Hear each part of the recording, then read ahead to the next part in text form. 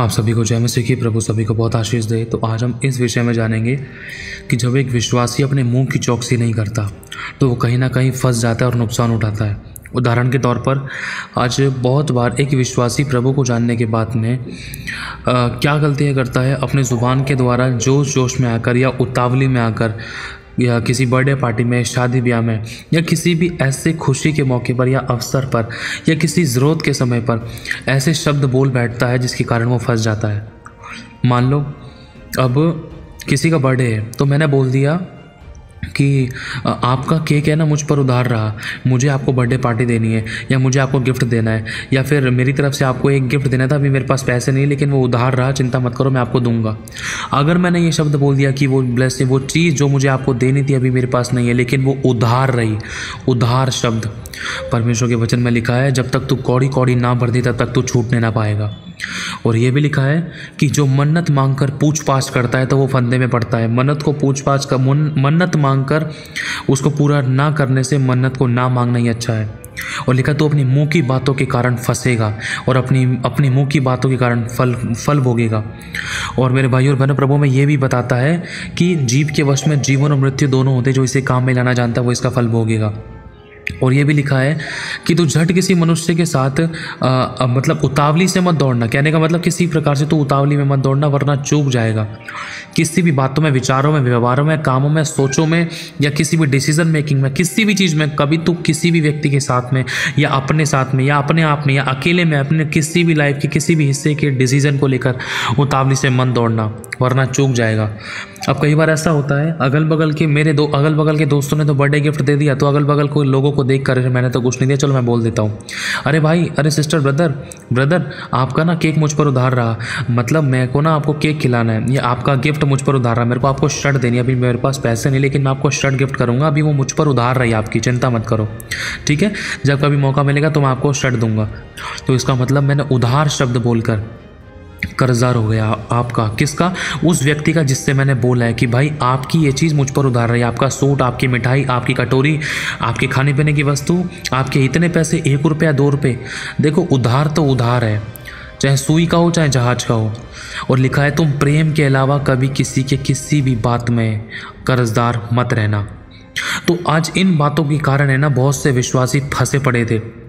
अब प्रभु आज हमें सिखलाना चाहता है कि आज अगर हम कहीं ना कहीं बहुत सी कमिटमेंट परमेश्वर से करके बैठ चुके हैं और कई बार हम उतावली में दौड़ जाते हैं कि अब प्रभु मेरा ये काम हो जाए, मैं तेरे लिए ये कर दूंगा, तेरे भवन में धन्यवाद की भेंट दूंगा या अपना दशमांश ऐसे दूंगा, बढ़ा के दूंगा, या अपनी ये ऑफरिंग दूंगा, या ये प्रकार की रिफ्रेशमेंट कराऊंगा, तेरे भवन में ये काम कराऊंगा, या ये मेज को दूंगा, कुर्सी दूंगा, या माइक दूंगा, सिस्टम दूंगा, या मैं इंटरनेट का काम कराऊंगा, वट जो कोई भी हो सकता है, चाहे वो छोटा झाड़ू देने का ही है, चाहे वो एक गिलास का पैकेट देने का ही है, या फिर वो पानी के गिलास को पकड़ाने का ही है, या एक छोटे से कोई बिस्किट को बांटने का ही है।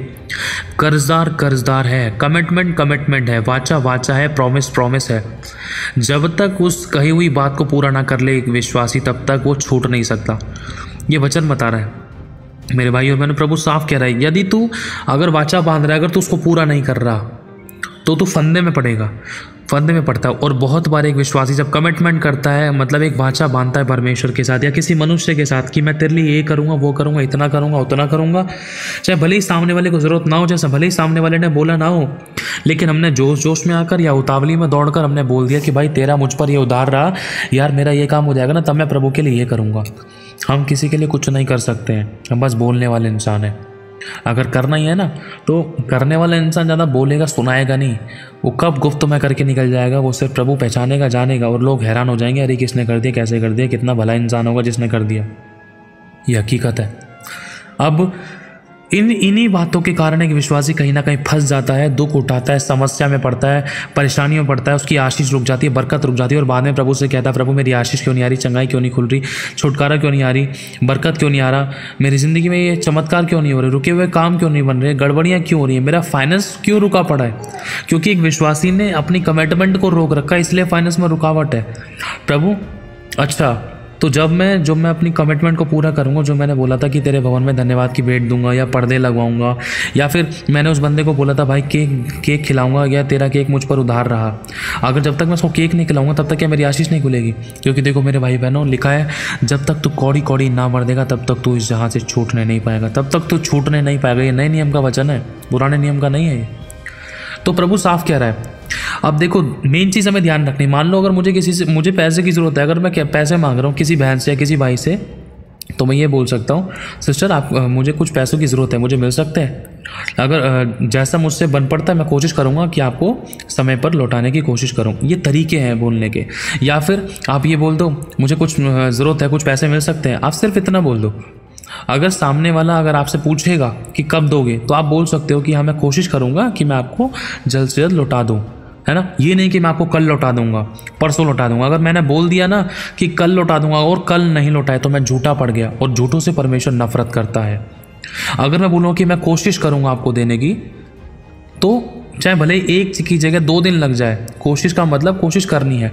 और ये नहीं कि पैसे कलेक्ट हो गए, इंतज़ाम हो गया, फिर भी हम जेब ठूस कर बैठे हैं लेकिन हम दे नहीं रहे, सामने वाला मांग पर मांग कर रहा है लेकिन हम दे नहीं रहे, झूठ पर झूठ बोल रहे हैं। और झूठों से परमेश्वर नफरत करता है। इसे कहते हैं धोखा देना और झूठ बोलना, कपट रखना। अब सामने वाले व्यक्ति को, अगर सामने वाले व्यक्ति से मुझे पैसे चाहिए या कुछ भी चीज़ चाहिए, तो मैं उसे बोल सकता हूँ भाई ब्रदर सिस्टर मुझे ना इस चीज़ की ज़रूरत है, क्या मुझे कुछ समय के लिए मिल सकता है? और सामने वाले व्यक्ति से हम इस तरीके से मांग सकते हैं। अगर मैं ये बोलकर मांगूँ तो जिस तरीके से अभी बोला ये तरीका ठीक है, इस तरीके से हम बोल सकते हैं कि मुझे इस चीज़ की ज़रूरत है, कुछ टाइम के लिए मुझे मिल सकती है। सामने वाला दे या ना दे वो उसके मन पे है, लेकिन ये तरीका सही देखना है हमें, है ना। ये वाला तरीका सही था। लेकिन अगर मैं दूसरे तरीके से मांगूँ जो ये वाला है कि ब्रदर सिस्टर मुझे ये चीज़ दे दोगे आप, ये चीज़ मुझे दिखा दोगे, मुझे ज़रूरत है, कुछ काम है, मैं आपको 2 दिन में 3 दिन में या इतने दिन के अंदर इस दिन ऐसे लौटा दूंगा, लेकिन मैंने नहीं लौटाई तो मैं झूठा पड़ गया और मैंने अपनी कमिटमेंट को पूरा नहीं किया, वाचा को पूरा नहीं किया, अपने प्रॉमिस को मैंने पूरा नहीं किया और मैं झूठा ठहरा। और इन बातों से परमेश्वर नफरत करता है। इसलिए लिखा है झूठों से यहोवा को घृणा आती है।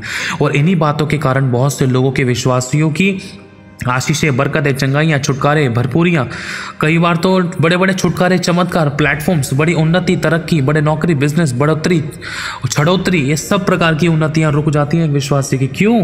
क्योंकि वो अपनी मुंह की बात से कहकर फंस जाता है और शैतान उसको उसी चीज़ के अंदर इतना उलझा देता है, वो चाहकर भी कई बार उन चीज़ों को याद नहीं कर पाता, या अगर हो जाता है तो वो चाहकर भी दे नहीं पाता, इतना उलझा देता है। और कि एक विश्वासी कर्जदार रहे। क्यों? क्योंकि अगर ये अपनी बात को पूरी कर देगा तो इसकी आशीष खुल जाएगी। वो जब तक ये अपनी बात को पूरी नहीं कर पाएगा तो इसकी ज़िंदगी में इस पाप की वजह से, झूठ की वजह से और डिले करने की वजह से इसकी आशीष भी डिले होगी। जो आज मिलनी थी वो आज नहीं मिलेगी, वो कुछ टाइम बाद मिलेगी। वो भी जब मिलेगी जब ये अपनी वाचा को पूरी कर देगा। तो आज बहुत बार विश्वासी ऐसी कमिटमेंट करते हैं जिसके कारण वो फंस जाते थे, नुकसान उठाते थे, समस्या में पड़ते थे। तो मेरे भाई और बहनों, अगर आपसे होता है तो साफ बोलो। तो इन परिस्थितियों में मैं कैसे संभलना चाहिए, कैसे बचना चाहिए और क्या करना चाहिए क्या नहीं? सबसे पहली बात करना क्या है, आपको मांगना ही नहीं है। कितनी भी ज़रूरत है आप प्रभु की ओर ताको, क्योंकि लिखा है हाय उस पर जो सहायता पाने के लिए मनुष्य की ओर ताकता है, संसार की ओर जाता है। श्रापित है वह मनुष्य जो मनुष्य की ओर ताकता है, और धन्य है वह मनुष्य जिसने अपना आधार यहोवा को बना रखा है। सबसे मेन बात, प्रभु का वचन यही शिक्षा देता है एक विश्वासी को। प्रभु ध्यान रखिएगा हर चीज़ का। कई बार टेस्टिंग होती है, हम उसको समझ नहीं पाते हैं। परमेश्वर ने मुंह दिया है ना, खाने के लिए भी वही देगा, लेकिन कई बार हमारा विश्वास कमज़ोर होने की वजह से कई बार हम मनुष्य की ओर ताकने लग जाते हैं और श्राप के अंडर में आ जाते थे। पहला। दूसरा, अगर आप सामने वाले की चीज़ को मांग रहे हो और सामने वाले ने आपको वो दे दी और आप लौटा सकते हो लेकिन आप नहीं लौटा रहे हो, तो यहाँ पर आप कर्जदार हो। दूसरा, ध्यान रखना, चाहे आप सामने वाले ने आपसे मांगी है या नहीं मांगी, चाहे सामने वाले को आपने बोली है या नहीं बोली कि मैं आपको दूंगा या इस दिन दूंगा उस दिन दूंगा, अगर आप फिर भी नहीं दे रहे हो तो आप कर्जदार हो। लालच को चेक, लालच, इसमें लालच समझ में आता है, कहीं ना कहीं लालच है, दे सकता है लेकिन फिर भी नहीं दे रहा है। शर्ट का लालच कर लिया, इस बर्तन का, खाने पीने की वस्तु का, सूट का, इस चीज़ का लालच कर लिया। तीसरा, अगर सामने वाले से आप मांग रहे हो तो इस तरीके से बोल सकते हो। पहली बात, हम वचन के अनुसार तो हमें मांगना ही नहीं चाहिए, ध्यान रखना। लेकिन फिर भी अगर कोई ऐसी वैसी कंडीशन है, अगर आप कुछ सामने वाले से कुछ चीज़ देखने के लिए मांग रहे हो कि 1 मिनट मुझे दिखाना, मुझे इसकी ज़रूरत है, मैं आपको इस समय इस तरीके से लुटाने की कोशिश करूँगा, अगर आप कोशिश वर्ड बोल रहे हो और आपका काम पूरा हो चुका है तो आप उस वस्तु को समय से लौटा दो, इसमें आप बच सकते हो। चौथा, ध्यान से सुनना, अगर आप कुछ कर नहीं पा रहे हो, आपने कमिटमेंट कर दी मैं आपके लिए कर दूंगा वो कर दूंगा, आपको सबसे मेन चीज़ है परमेश्वर से माफ़ी मांगनी है। दूसरा, उस व्यक्ति से माफ़ी मांगनी कि सॉरी मैं आपको नहीं दे सकता, नहीं हो पाया। इसके अलावा कोई और चारा है भी नहीं।